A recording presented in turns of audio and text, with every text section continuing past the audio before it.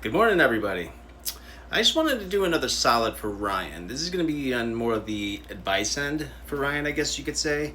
And the more I hear Gypsy talk about her divorce and, her impression of Ryan's mental state and emotional state, the more I'm getting the impression that she's enjoying his suffering, so to speak. Basically, a person like Gypsy, who I believe is like a malignant narcissist, would absolutely relish in the fact that somebody's still thinking of her, can't get over her, and still pining over her. And like every time I see there's messages from Ryan saying like, "Oh baby, I still think of you," and I understand where he's coming from. He can't help how he feels. He invested so. Again, go to my other video where I talk about the investment into a person and all the sacrifices he made. I understand trying to do everything you can to either salvage that situation or to try to ease the pain.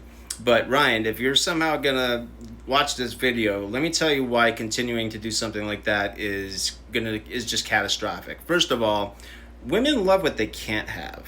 Obviously. And you see this power struggle with Ken right now because it's just like she can't lock him down to her liking right now. And that's why she's chasing him around like a puppy dog, is because he's not dropping to his knees like every other man did. No offense, Ryan, but you were doting on her 24/7. You were giving her endless love, as a man should. You should be able to be openly emotional and be openly doting to the person that you married. That should be something that should just be a given. I mean, I understand people don't want to be smothered, and there should be some boundaries, like if it's getting a little, too crazy. But, especially she wasn't even out for 3 months before she discarded Ryan. It's like they were, as far as Ryan at least, it was a honeymoon phase for him. He finally got to physically be with his wife. But, now that they're in the divorce mode, first of all, I think he made a good call on not showing up in person because, you know what I mean? That was just going to be more pain for him, and it's just going to be another thing that Gypsy can sit there and relish in the moment that someone's sitting there pining over her and wanting, just can't get over her, and oh my God, look how desirable I am. He can't get over me, and her just strutting her stuff. It's feeding a huge ego. She's got a supreme ego, and letting her know that you're still thinking about her and that you still want her, you're still crying over her, you're still drinking over her, whatever the case may be, you know what I mean? That's just, first of all, that's not going to make her want you back. That's for sure. She's just going to be like, wow, look at this sucker. I don't even need to be present. This guy's going to be thinking about me for God knows how long. It's just like, just the thought of me. Look at the way he turns out. That's, you know what I mean? Feeding that, giving a narcissist that kind of power, that kind of emotional stranglehold over you is something that they relish in, and that's something that they absolutely celebrate over. So that's something that I think you need to proceed with caution. Now, with that being said, I understand that, Ryan, you probably still have a lot of feelings for Gypsy, that, your heart was in it for a long time. Keep in mind, you guys were together a good couple of years while she was behind bars. You were talking every day. I understand the investment you made into her, but the more you let her know that you haven't moved on, you're still thinking about her. It's like, even if you have all that going on in your head and you have all the, thoughts of her and all the memories, all the mourning stuff, the stuff that you mourn over, you know what I mean? Keep that internalized as much as you can. Don't be letting her know about it. Don't be texting her about it. Don't even let don't do any polls about it, because I know you like to do the polls with your followers. It's like, you know what I mean? If anything, like the way I've always handled breakups, it's like if there's been some ex-girlfriends that I've had where they had no idea how I felt after the breakup. I could be sitting there crying about them on the inside, but as far as they saw on the outside, I had no reaction. They're just like, wow, you just got right over this, didn't you? And then I just, even though I wasn't over it, it's like I was able to, hold myself grounded well enough where it's just like they had no idea how I felt one way or another. And that's the way you want to keep it.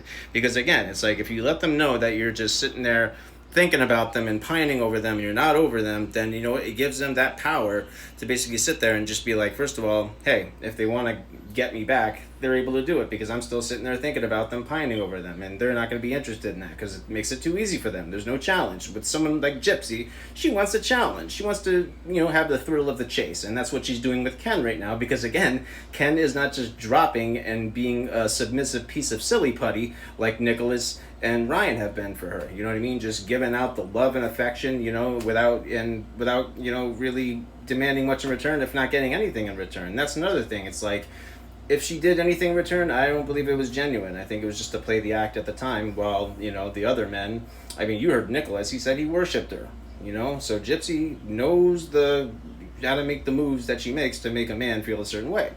Obviously, she's targeting more weak men. No offense to Nicholas or Ryan, but you know what I mean. Obviously, there's probably some weaknesses and vulnerabilities between those guys that she was able to sense, and that she was able to target and sort of exploit. So, in my opinion, in my male perspective, that's why she went after men like Nicholas and Ryan. And it's like with I still think Nicholas even said that he still thinks that she's gonna come for him at some point, or like try to get back with him or reach out to him, whatever it may be. But we know for a fact that Gypsy's still sending text messages to Ryan. But my advice to Ryan is, don't text her back, ghost her completely, do not talk about her in public.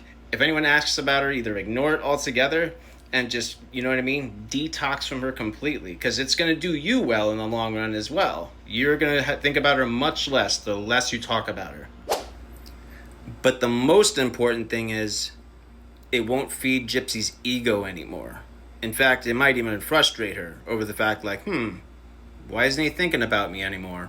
How come he's not talking about me anymore? Why isn't he crying over me anymore? How come he's not answering my texts anymore? You know what I mean? All that stuff. You know what I mean? I don't want to sit here and tell you that, this is going to get her back. And if you have to play games to get somebody back, play some dumb games like that, you know what I mean? That person's not worth it, because it's just going to be the same thing all over again. They're just going to get you all back in love with them again, and history's just going to repeat itself.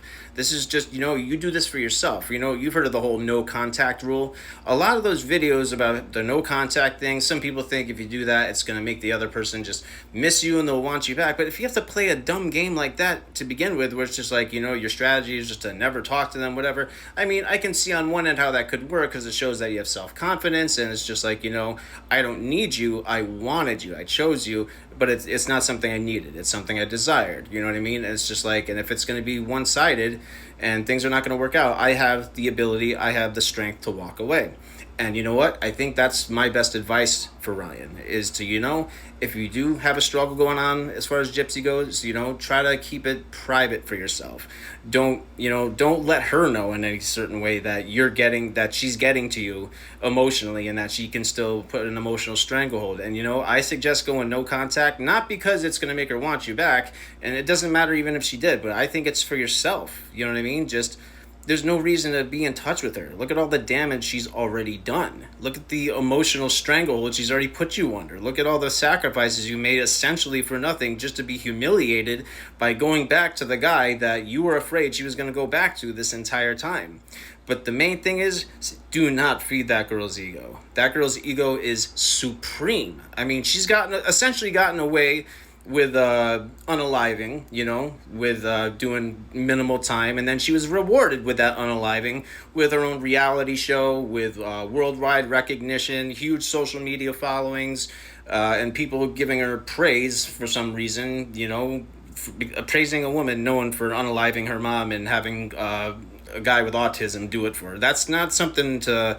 that's infamy, that's not fame. But it's like, if I wanted to be known worldwide for something, I'd be embarrassed if that's what people knew me for. But she doesn't really care. I think when it comes to a narcissist, they don't care if the attention is positive or negative.